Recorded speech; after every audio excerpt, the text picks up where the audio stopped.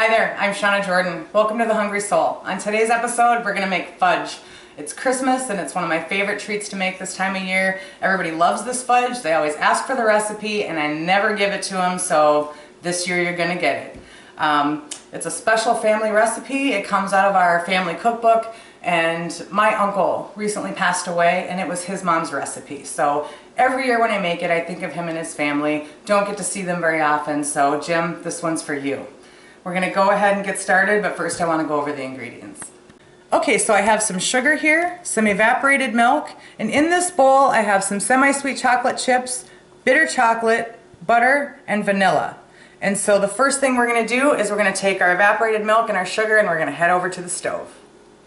Okay, so the first thing we're gonna do is I've put the sugar in the pan and I'm gonna go ahead and pour in the evaporated milk, and we're just gonna start mixing it together. Get it all incorporated. And then I'm going to turn on the burner.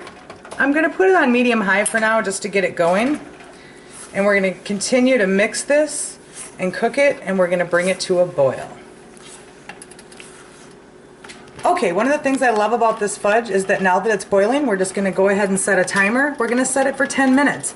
And we don't even need a candy thermometer. The biggest thing is we need to keep it from boiling over, so you need to adjust your heat, turn it down so it's low enough to keep boiling, but not high enough to boil over. And I will see you in 10 minutes. All right, so we went our 10 minutes and this is all ready. It's piping hot, so be really careful. And we're just gonna go ahead and pour it right over all this stuff in the bowl, and it's gonna melt it down. Make sure you get it all out of there. You can hear it still boiling in there. And then we're gonna take our whisk and we're just gonna start mushing it together. Be really careful, like I said, so it doesn't come slopping out of the bowl because it sticks to your skin. It's a horrible way to get burned. So just keep working it till everything's melted, and then just start to whisk it. And you're gonna continue to do that until everything's incorporated, until it's nice and smooth and fudgy. There'll be little air bubbles in it, and it'll be just close to kind of setting up, and that's how we'll know it's done. I've prepared a pan over here. I've used butter to grease it so that it doesn't stick, and there's already enough butter in this recipe to kill a horse, but we're gonna use that in the pan too because shortening will kind of alters the flavor of it, and I just like to continue with the butteriness. So I'm gonna keep whipping this and we'll see you in just a bit. Okay, so as you can see, it's starting to come together. It's starting to thicken. Starting to get a little bit bubbly, and everything is incorporated, but I think we're about there. This is still really hot. Be very careful as you're transferring it over. If your bowl's too hot, use a pot holder and oven glove. I'm just gonna pour this in here. This is a 13 by 9 inch pan. You can go bigger if you want your fudge to be thinner. You can go smaller if you want them to be big, thick pieces. Make sure you scrape it all out into there. I'm gonna make a mess, it looks like. And then just smooth it out.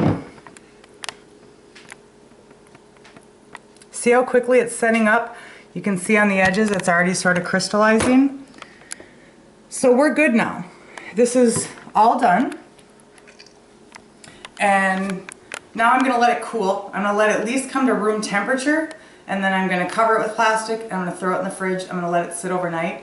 You wanna let it sit at least a couple hours or it's gonna be really squishy soft on you. It's still really hot, so I can't taste it, but I got some left in the bowl here, and I just highly recommend that you eat every last bit that won't go in the pan because it's fabulous. Let me take a taste. Very good.